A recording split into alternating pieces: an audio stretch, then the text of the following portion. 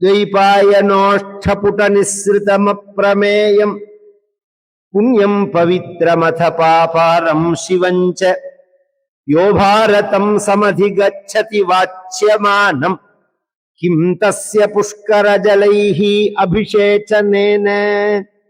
அத நான் சொல்லல, வியாசரே சொல்றார். द्वैपायनोष्ठ पुटनिस्रुतम अप्रमेयम புண்ணியம். கிருஷ்ணத்வைபாயனர் அப்படிங்கிறவர் அப்படின்னா யாருன்னா வியாசர் தான்.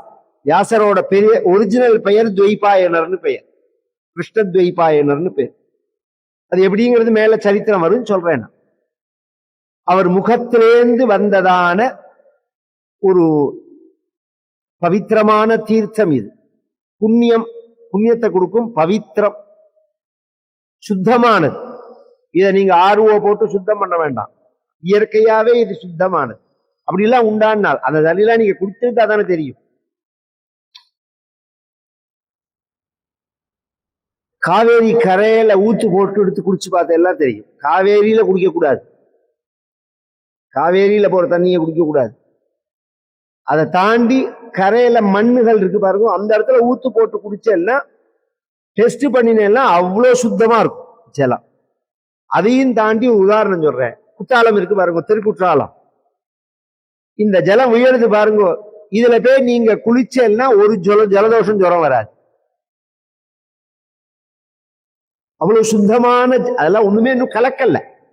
அது மாதிரி பவித்திரம், அத பாபஹாரம். அதனாலயே நம்மளுடைய அதுவே அழுக்கா இருந்ததுன்னா நம்ம அழுக்கு எப்படி போகும்? இந்த ஜப்பான்ல துணி துவச்சதையே கக்கூசுக்கு யூஸ் பண்ணுவான் அந்த ஜலத்தைன்னு சொல்லுவா, ரீசைக்கிள்னு சொல்லுவாங்க. அது மாதிரி சிலதெல்லாம் ரீசைக்கிள்ல வரும். அது மாதிரி ரீசைக்கிள் கிடையாது, அதுவே சுத்தமானது. சுத்தமானதுனால பாபஹாரம், நம்மளுடைய பாபத்தை முழுக்கும் போக்கும். சிவஞ்ச நமக்கு புண்ணியத்தை கொடுக்கும். யோபாரதம் சமதிகச்சதி வாச்சியமானம். ஒருத்தன் இந்த பாரதத்தை பாராயணம் பண்ணாலோ படிச்சாலோ அறிந்தாலோ கேட்டாலோ இதுக்கு என்ன பலன் அப்படின்னால் கிந்தஸ்ய புஷ்கர ஜலைஹி அபிஷேச்சனேனா. புஷ்கரம்ங்கிற தீர்த்தத்துல போய் எதுக்கு அவன் அபிஷேகம் பண்ணிக்கணும், ஸ்நானம் பண்ணணும்னு ஒரு கேள்வி. இந்த கதைக்கு ரிலேட்டடா சொல்றேனா, 4 நாள் முன்னாடிதான் புஷ்கரத்துல ஸ்நானம் பண்ணேனா. 4 நாள் முன்னாடிதான் சப்தாகம் முடிஞ்சுது புஷ்கரம்ங்கிற க்ஷேத்திரத்துல. பகவான் அங்க தீர்த்த நாராயணனா இருக்கா. புஷ்கரம் அப்படின்னா அது ஒரு விசேஷ சொல்லாடல். அது கோதாவரி புஷ்கரம், நர்மதா புஷ்கரம் அப்படிலாம் சொல்லுவா. நம்ம ஊர்ல தாமிரபரணி புஷ்கரம் அப்படின்னு சொல்லுவா. புஷ்கரம்ங்கிற வார்த்தைக்கு பொதுவா தாமரைன்னு அர்த்தம், தீர்த்தம்னு அர்த்தம். தீர்த்தத்திலையும் உலகத்துல புண்ணிய தீர்த்தங்கள்னு நம்ம 18 புராணம் இதிகாசங்கள்லாம் சொல்ற கணக்கு எடுத்துட்டோம்னா 3,50,00,000 இருக்கு. மொத்தம் 3,50,00,000 தீர்த்தம் இருக்கு, நல்ல தீர்த்தங்கள். அப்படின்னா என்ன சார்னா, இப்ப ராமேஸ்வரம் போறீங்களோன்னு நீங்க அங்க போய் ஸ்நானம் பண்ணணும். அக்னி தீர்த்தம், வாயு தீர்த்தம், சேது மாதவ தீர்த்தம் அப்படிலாம் சொல்றீங்களோ, நல தீர்த்தம், நீல தீர்த்தம், அப்படிலாம் சுக்ரீவ தீர்த்தம், இப்படி எல்லாம் ஸ்நானம் பண்றமோ. அங்கேயே இத்தினூண்டு இடத்துக்குள்ளேயே 23 இருக்கு. இது இப்ப நேற்றுக்கு நான் ஒரு இடத்துக்கு புஷ்கர்ல போறதே, மேல புராணா புஷ்கர்னு ஒரு இடம், அங்க போயிருந்தோம். பஞ்சபாண்டவா அங்க தங்கி இருக்கா, தீர்த்தி ஆடுன வார்த்தை. அவ 5 பேர் ஸ்நானம் பண்றதுக்கு 5 குளம் வச்சிருக்காவா. இதெல்லாம் இன்னைக்கு சொன்னா புரியாது. ஜலமோ துணியோ உட்கார்ந்துக்கிற பலகாயோ சாப்பிட்ற தட்டோ இத ஒருத்தர் உபயோகப்படுத்தினத ஒருத்தர் உபயோகப்படுத்தக்கூடாது. இது சாஸ்திரம். இது அதுக்கு ஒரு அளவு உண்டு. தீர்த்தம்னா என்னன்னா, தீர்த்த பாத்திரத்துல வச்சுக்கிறதோ அல்லது ஒரு வாளியில புடிச்சு வச்சுக்கிறதோ. ஒரு பெரிய நதியில போறதே அந்த கணக்கு வராது. ஒரு பெரிய குளத்துல குடிக்கிறோம்னா அப்படி வராது. இவா பண்ணினது ஒரு குட்டையில மலை மேல, அதனால தனித்தனியா வச்சுட்டு இருக்கா வாழ். இது மாதிரி மொத்தம் உலகத்துல 3.5 கோடி தீர்த்தம் இருக்கு. இந்த 3.5 கோடி தீர்த்தத்திலையும் போய் ஸ்நானம் பண்ணின பலன் புஷ்கரத்துல ஸ்நானம் பண்ணினா. இதே நீங்க கங்கையில ஸ்நானம் பண்ணினா அப்படி கிடையாது. ஏன்னா கங்கைக்கும் புஷ்கரத்துக்கும் உள்ள வித்தியாசம் சொல்றேன். பகவானோட கால்ல அலம்பி விட்டார் பிரம்மா. அந்த அலம்பி விட்ட ஜலம் கங்கையா வந்தது. இது கங்கைக்குள்ள விசேஷம். புஷ்கரம்ங்கிற அந்த ஜலம் இருக்கு, பகவான் உடம்ப அலம்பி விட்ட ஜலம் இல்ல, பகவானே ஜலம். அங்க பகவானே ஜலமாயிட்டார். தீர்த்த நாராயணர்னு பேரு பகவானுக்கு. அதனால கங்கையில கூட ஸ்நானம் பண்ண முடியும். புஷ்கரம் சுதுஷ்கரம். ஜென்மால புஷ்கரத்துல போய் ஸ்நானம் பண்றது பாக்கியம். அது சப்தாகமும் 3 இடத்துல பண்ணினா விசேஷம். புஷ்கரே மதுராயாஞ்ச துவாரவத்யாம். துவாரகையில புஷ்கரத்துல ஃபர்ஸ்ட், 2வது துவாரகை, 3வது மதுரா அப்படிங்கிறது நம்ம பாக்கியம். நம்ம பெரிவா பண்ணின பாக்கியங்கள்லாம். போன வருஷம் துவாரகையில நடந்தது சப்தாகம், இந்த வருஷம் புஷ்கரத்துல நடந்தது சப்தாகம். எல்லா இடத்துலயுமே மேக்சிமம் இந்தியாவில எத்தனை புண்ணிய கஷேத்திரங்கள் உண்டோ அத்தனையிலையும் சப்தாகம் நடந்திருக்கு. புஷ்கரத்துக்கே எங்க அப்பாவோட போயிருக்கேன் நான் சப்தாகம் பண்றதுக்கு. நாம தனியா போய் பண்ணின சப்தாகம் அது. முடிஞ்ச உடனே அந்த அவபிருத ஸ்நானம் கலசத்தை எடுத்துன்னு வந்து அந்த புஷ்கர தீர்த்தத்துல கொட்டி எல்லாரும் ஸ்நானம் பண்றோம். இந்த தீர்த்தவாரின்னு கோவில்ல சொல்லுவாவத்தில, இதுல இருந்துதான் அது வந்தது. யாகத்திலேருந்து தான் அது வந்தது. அதுல இருந்து இந்த உற்சவம் வரல. சோமயாகம் முதலிய யாகங்கள்ல அவபிருத ஸ்நானம்னு பண்ணுவான் கடைசி நாள் அன்னைக்கு. அது மாதிரி ஒரு உற்சவம் தான் தீர்த்தவாரிங்கிறது. பாகவதம்ங்கிறது ஒரு சத்திர யாகம். அது அந்த யாகத்துக்கு அவபிருத ஸ்நானம் அப்படிங்கிறது. அந்த தீர்த்தத்துல குளிக்கணும்னு அவசியம் என்ன? தீர்த்தஸ்ய புஷ்கரஜலைகி அபிஷேச்சன.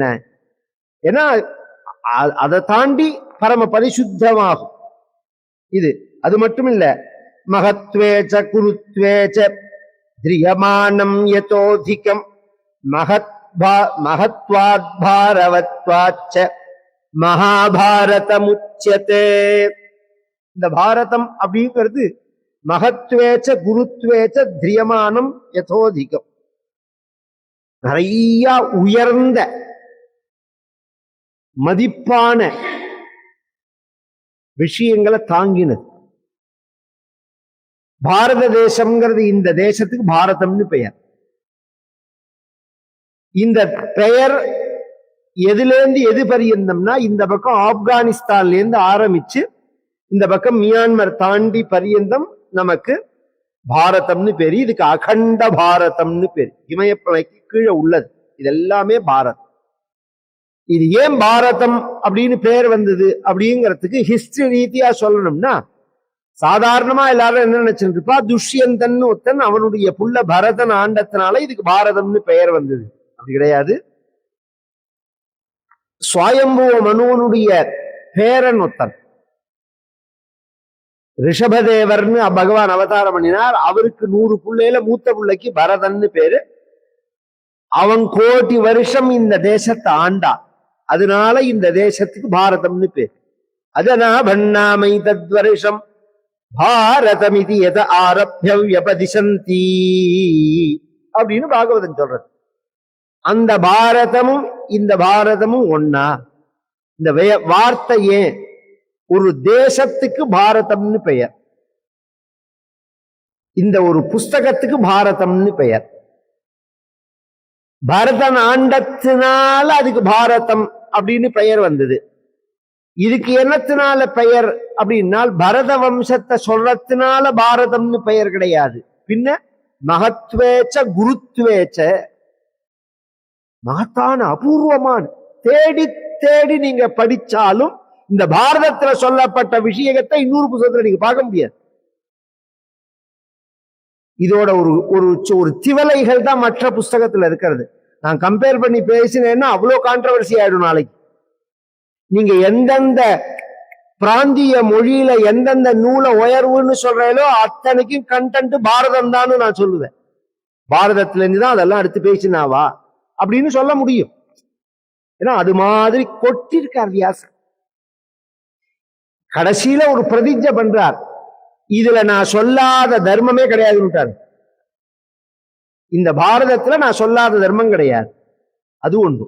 இன்னும் எத்தனையோ ராஜாக்கள் இந்த நாட்டை ஆள்றான். இதுல சூரிய வம்சம் சந்திர வம்சம்னு 2 வம்சத்தை சார்ந்த ராஜாக்கள் ஆண்டு போதுதான் இந்த தேசமானது ரொம்ப செழிப்பா தர்மமா உயர்வா இருந்தது. அதை தவிர தனித்தனியா செப்பரேட்டா நிறைய தர்மிஷ்டர்களான ராஜாக்கள் இருந்திருக்கா, மகரிஷிகள் இருந்திருக்கா, தனி மனிதர்கள் இருந்திருக்கா. ஜாதி மதங்கள் பார்க்காம தனி மனிதர். ஒரு வேடன் கதையை சொல்றது பாரதத்துல. தர்மவியாதன்னு ஒரு வேடன். வியாதன்னா வேடன் அர்த்தம்.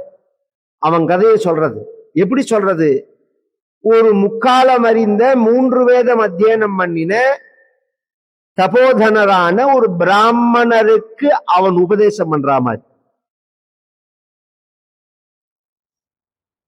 அவ்வளவு உயர்வா இருக்கு. இந்த உயர்ந்த மனிதர்கள் யாரோ அத்தனை பேரை பத்தியும் பேசியிருக்கு இந்த பாரதத்தை. அதனால மகத்வாத் பாரவத்வாச்ச, மகத்தான விஷயங்களை பரிக்கிறதுனால, பிரிங் பரணேன்னு தாத்து, அதனால மகாபாரதம் உச்சியத்தே அப்படின்னு இந்த பாகவதத்துக்கு ஆரம்பம். நமோ தர்மாய மகதே ஆரம்பிக்கிற ஸ்லோகங்கள் இது. நம கிருஷ்ணாய வேதசே பிராமணேபியோ நமஸ்கிருத்ய தர்மான் வக்ஷ்யே சனாதனானி நாராயணம் நமஸ்தஸ்கிருத்ய நரஞ்சைவ நரோத்தமம் தேவீம் சரஸ்வதீம் வியாசம் ததோ ஜயமுதீரயேதி.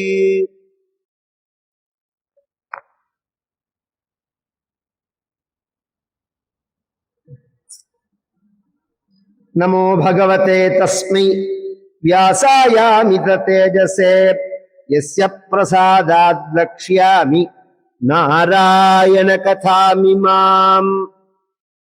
இதுக்கு எழுதினவர் வியாசர். இந்த கிரந்தத்தை எழுதணுங்கிற எண்ணம் அவருக்கு எப்படி வந்தது, அந்த கதையை முதல்ல சொல்றேன். அதுக்கப்புறம் அதை தொடர்ந்து அதுலேயே வியாசர் கதையை வரும். இந்த கதையை யார் யாருக்கு சொன்னா, எங்க சொல்லப்பட்டது, எதுக்காக சொல்லப்பட்டது அப்படின்னு ஆரம்பிச்சு பாரதத்துக்குள்ள போகும். ஆனா இதுல ஒண்ணு கவனிச்ச விஷயம், ராமாயணம் வேற பாரதம் வேற. கேட்கிற விதத்துல, சொல்ற விதத்துல இல்ல, கேட்கறதுலயே. ராமாயணத்தை தூங்கின்னு கேட்டாலே புரியும், பாரதம் முழிச்சுன்னு கேட்டாலே புரியாது. தூங்கின்னு கேட்டேன்னா ஒரு கட்டம் பாஸ் ஆயிருந்ததுன்னு வச்சுக்கோங்க. நீங்க தூங்குறதே விஸ்வாமித்திரர் வர சமயத்துல நீங்க தூங்க ஆரம்பிச்சுட்டு, கல்யாணம் பண்ணிக்கிறார் சீதைய ராமன் அப்படிங்கிற சமயத்துல நீங்க முழிச்சுனுட்டு அப்படின்னு உடனே எல்லாருக்குமே தெரியும். இல்ல தாடகையை வதம் பண்ணிருப்பார், யாகத்தை ரட்சிச்சு கொடுத்திருப்பார், நேரம் இதிலைக்கு வந்திருப்பார் அப்படின்னு ஈஸியா எல்லாருமே அந்த கதையை ட்ராக் ஃபாலோ பண்ணி சொல்லலாம். இதுல நீங்க அப்படி சொல்லவே முடியாது. கதை சொல்ற நானே, நான் எதுக்காக இந்த கதையை ஆரம்பிச்சேங்கிற அந்த டேர்னிங் பாயிண்ட் எனக்கு தெரியலன்னா கீழே தான் போகணும், பின்னாடி மூலத்துக்கு போயிடணும். அதனால தமிழ்லயே ஒரு வச்சனம், அடிய புர்ரா பாரத பட்டா. அடிய புர்ரா பாரத பட்டான்னா நீ சொல்றத ஒழுங்கா சொல்ல தெரியலன்னா எங்க ஆரம்பிச்சாலும் திருப்பி அடி. சில கூகுள் மேப்பா போட்டோம்னா எங்க கிளம்பினமோ அங்கேயே கொண்டு நிறுத்தினோம் நம்மள. அது மாதிரி பின்னாடி ரிவர்ஸ்ல போக வேண்டிதான் இந்த பாரதத்துல. அவ்வளவு கிளை கதைகள், எதுக்காக எது, எதுக்காக எது, எதுக்காக இந்த கதை ஆரம்பிச்சது அப்படிங்கிறதுதான் தெரியும். அவ்வளோ விஷயங்கள், அவ்வளோ தர்மிஷ்டர்கள், அவ்வளோ நீதிகள், அவ்வளோ நியாயங்கள், அவ்வளோ தர்மங்கள், இத்தனையும் வியாசரோட மனசுல இருக்கு. இது எல்லாத்தையும் அவர் ஒரு நூலா பண்ணிடணும்னு நினைக்கிறார். ஒரு புஸ்தகமா பண்ணணும், ஒரே கண்டென்ட்டா கொடுக்கணும் அப்படின்னு நினைக்கிறார். சுச்சிஸ்ஸ நியமோ வியாசः சாந்தாத்மா தபசி ஸ்திதः பாரதஸ்யேதிஹாசஸ்ய தர்மேனான்வீக்ஷ்யதாம் கதிம் கதமத்யாபயாமீதி சசிஷ்யா நித்யசிந்தயதி தஸ்ய சிந்தயதச்சாபி ரிஷேர்த்வைபாயனஸ்யः தத்ரா ஜகாம பகவான் ब्रह्मा लोक गुरु स्वयं तम दृष्ट्वा विस्मितो भूत्वा प्राञ्जलिः प्रणतस्थितः ब्रह्मन् वेद रहस्यस्य यश्चाभात्मन् स्थापितं मया சாங்கோபனிஷதஞ்சைவ வேதானாம் விஸ்தர கிரியா. இதை எப்படி நாம இந்த ஜனங்கள்கிட்ட சொல்றது? ஏன்னா வேதம் ஸ்ருதின்னு பேரு. வேதத்துல சொல்லப்பட்ட தர்மங்களை அனுசரிச்சு சொல்றதுக்கு ஸ்மிருதின்னு பேரு. இதுவே இன்னைக்கும் வேதத்தை விட்டுருவோம். வேதத்தை என்னன்னு உங்களுக்கு புரியாது. ஆனா என்ன சொல்லியிருக்கிறதா நீங்களா நினைச்சிருந்து சனாதன தர்மத்தை ஒழிப்போம், சனாதனத்தை பத்தி வேதம் பேசியிருக்குன்னு. நீ சனாதனம்னு நீ எதை சொல்றையோ அந்த விஷயம் ஒண்ணு கூட வேதத்துல கிடையாது. ஜாதி முதல்ல கிடையாது, உயர்வு தாழ்வு கிடையாது, ஸ்திரீ அடிமைன்னு கிடையாது, உடன்கட்டை ஏறுறது அப்படிங்கிறது கிடையாது. இதெல்லாம் எதுவுமே வேதத்துல கிடையாது. ஏன் அப்படின்னா வேதம் மனித சமூகத்துக்கான சில விஷயங்களை சொல்லிட்டு போறது. பின்னாடி வந்த மகரிஷிகள் அந்தந்த கவர்மெண்ட் ஃபார்ம் ஆகும் போது அதுக்கு அட்வைசர்னு சில பேர் இருப்பான். இப்ப நம்ம பாரத தேசத்துல சட்டத்தை இயற்றுவதற்கு 3-4 பேர் இருந்தா நம்ம எல்லாரும் அம்பேத்கர்னு அவரை மட்டும் சொல்லிட்டு இருக்கோம். 3-4 பேர் சேர்ந்துதான் இந்த சட்டத்தை வடிவமைச்சது. அது மாதிரி அந்த காலங்கள்ல ஒவ்வொரு காலத்துல ராஜாக்கள் ஒவ்வொரு மகரிஷிகளை பின்பற்றினவர்களா இருந்ததுனால அவர்கள் அமைச்ச அந்த சட்டங்களுக்கு ஸ்மிருதின்னு பேரு. கவனிச்சு கேளுங்க. அது இன்னைக்கு உங்களுக்கு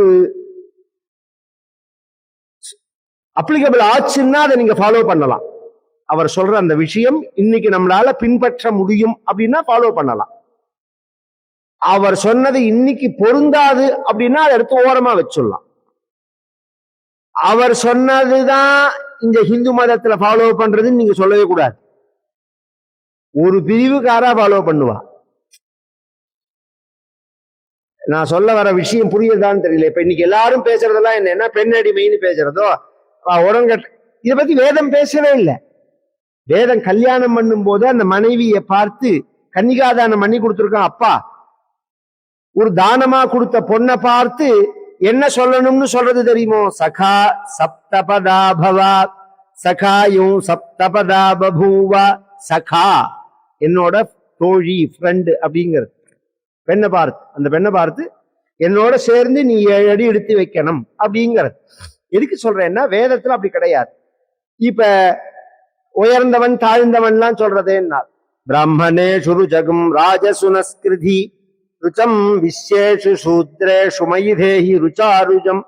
நாங்க அண்ணா தம்பிகள்ங்கிறது. பிராமணன், வைசியன், கத்திரியன், வைசியன், சூத்ரன்கிற நாங்க 4 பேரும் அண்ணா தம்பிங்கிறது. இதுல அண்ணா தம்பிக்குள்ள உயர்வு தாழ்வு உண்டோ? 3வது கேள்வி என்னன்னா, இப்ப இந்த சூத்ரன் பிராமணன்கிறது பிறப்புனாலையான்னா அதுவும் இல்லைங்கிறது. சாதுர்வர்ணியம் மயா சிருஷ்டம் குணகர்ம விபாகசா.